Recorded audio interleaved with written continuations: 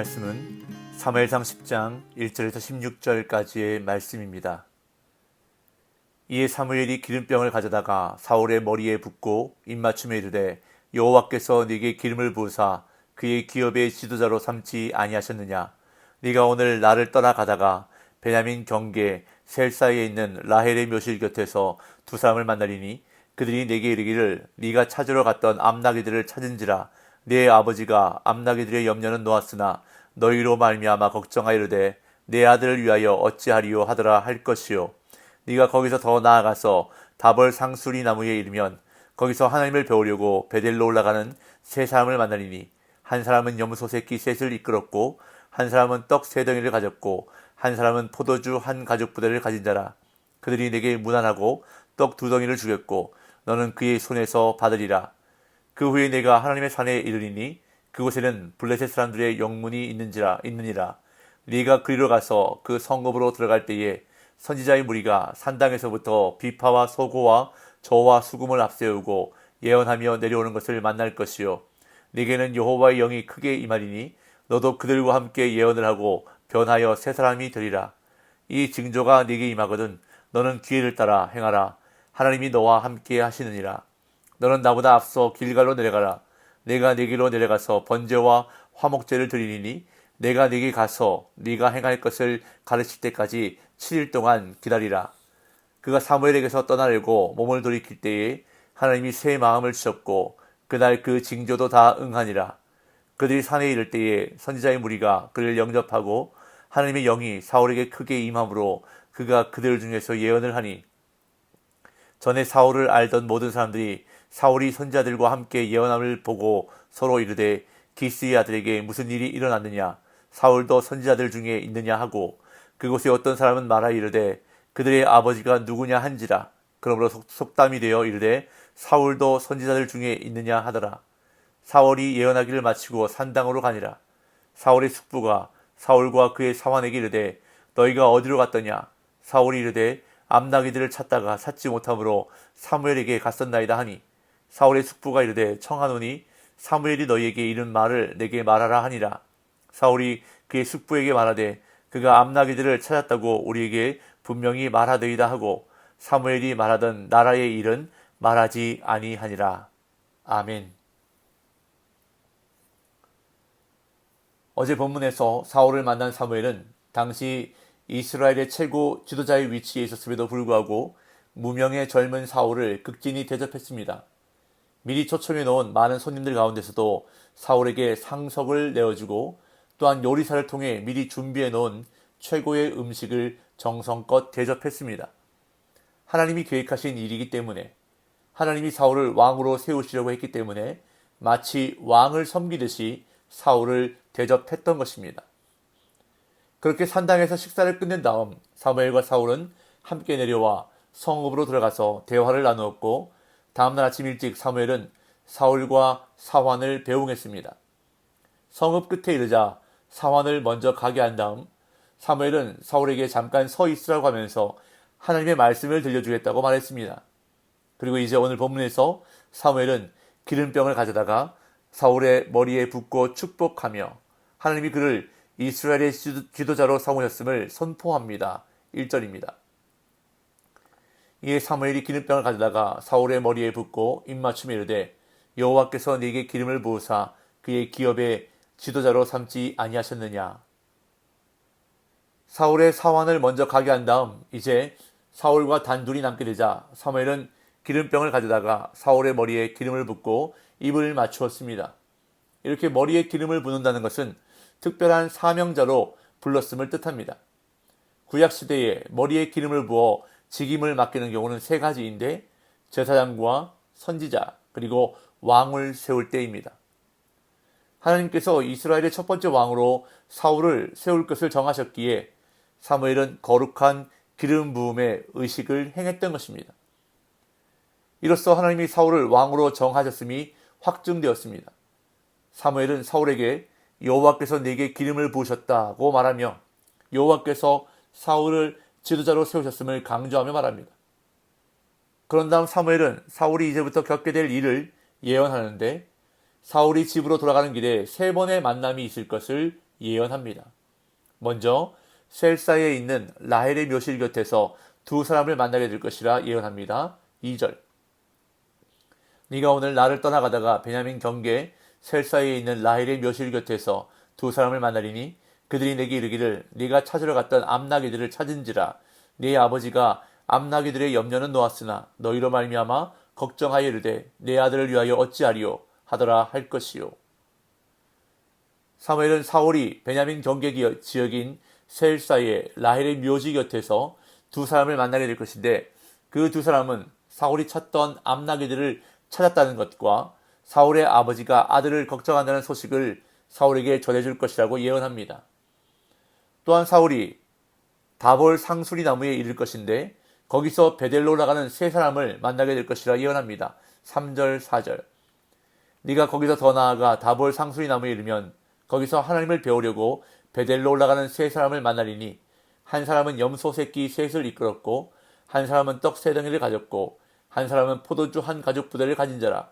그들이 내게 무난하고 떡 두 덩이를 주겠고 너는 그의 손에서 받으리라.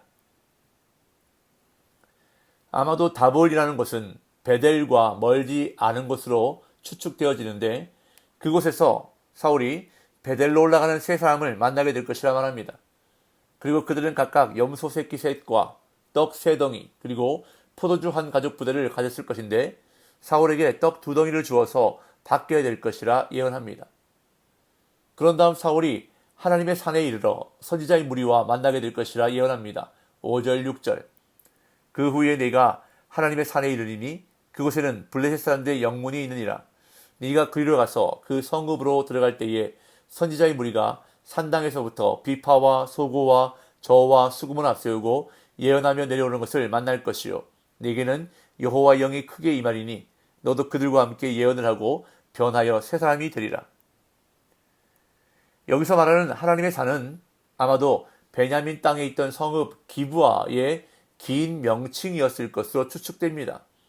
사무엘은 그곳에 블레셋의 영문, 즉 블레셋의 수비대가 있다고 말하는데 이는 아마도 왕으로 기름 부음 받은 사울이 감당해야 할 국가 방위의 중요한 임무는 이스라엘 땅 턱 밑까지 쳐들어와 있는 블레셋을 무찌르는 일이라는 것을 암시해주는 말일 것입니다. 사울이 그리로 가서 기브아 성읍으로 들어갈 때 이번에는 산당에서부터 악기들을 앞세우고 예언하며 오는 선지자의 무리를 만나게 될 것이라고 사무엘은 말합니다. 또한 거기서 여호와의 영이 사울에게 크게 임하여서 선지자들과 함께 예언을 하고 변하여 새 사람이 될 것이라고 말합니다. 여기서 말하는 새 사람이란 전혀 다른 사람이 될 것이라는 뜻입니다.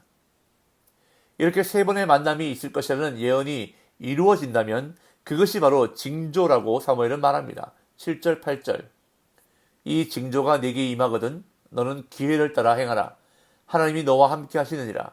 너는 나보다 앞서 길갈로 내려가라. 내가 네게로 내려가서 번제와 화목제를 드리리니 내가 네게 가서 네가 행할 것을 가르칠 때까지 7일 동안 기다리라.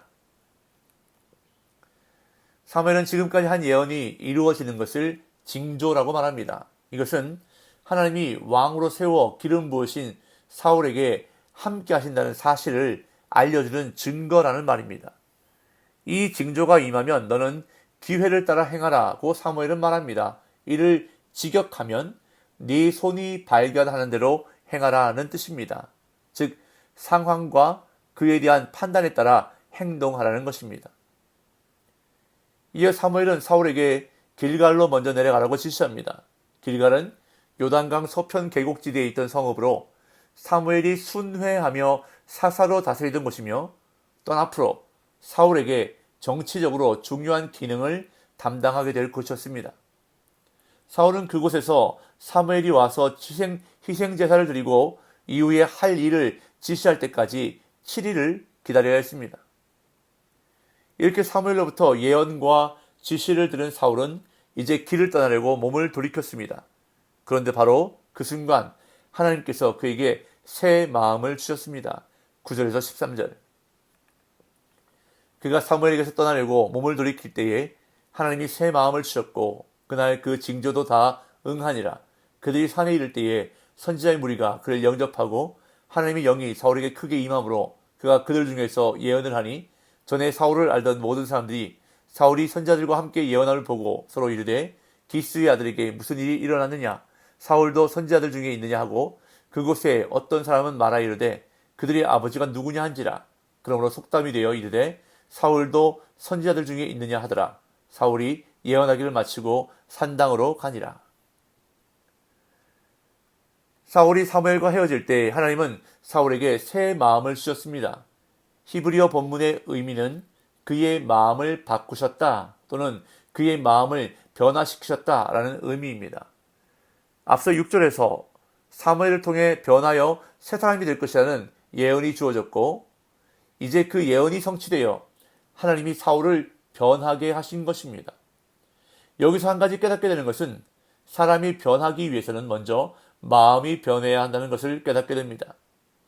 다른 사람이 되는 것은 다른 마음을 갖는 것에서부터 시작된다는 것입니다. 이어 본문은 사무엘이 한 모든 예언이 다 이루어졌다고 말합니다. 그래서 사울은 사무엘이 예언한 대로 선지자의 무리를 만나게 되는데 그 자리에서 사울에게 하나님의 영이 크게 임하심으로 사울이 선지자들과 함께 예언했습니다. 그런 다음 사울은 숙부를 만나 사무엘을 만난 이야기를 합니다. 14절 16절 사울의 숙부가 사울과 그의 사원에게 이르되 너희가 어디로 갔더냐 사울이 이르되 암나기들을 찾다가 찾지 못하므로 사무엘에게 갔었나이다 하니 사울의 숙부가 이르되 청하노니 사무엘이 너희에게 이른 말을 내게 말하라 하니라. 사울이 그의 숙부에게 말하되 그가 암나기들을 찾았다고 우리에게 분명히 말하되이다 하고 사무엘이 말하던 나라의 일은 말하지 아니하니라.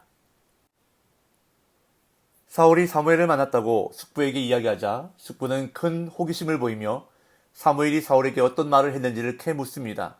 아마도 가문과 지파의 정치적 운명이 바뀌어질 것을 기대했던 것 같습니다. 그러나 사울은 암나기들에 대한 말만 하고 나라의 일은 말하지 않았습니다. 오늘 본문에서 하나님은 사울을 왕에 적합하도록 변화시켜 주시는 것을 보게 됩니다. 그의 마음을 변화시켜 주시고 또한 하나님의 영이 임하게 하셨습니다. 이처럼 하나님은 우리를 부르셔서 사명을 주실 때 그 사명을 감당할 수 있도록 우리를 변화시켜 주시고 또한 성령의 능력을 공급해 주신다는 것입니다. 그렇기 때문에 비록 나는 부족하고 연약할지라도 하나님의 부르심 앞에 내가 해야 할 반응은 바로 아멘 하며 순종하는 것입니다. 오늘도 하나님 앞에 그렇게 아멘으로 순종하심으로 사울을 변화시키고 능력 주시고 함께 하셨던 하나님의 은혜가 풍성하게 임하시는 복된 날 되시기를 예수님의 이름으로 축복합니다.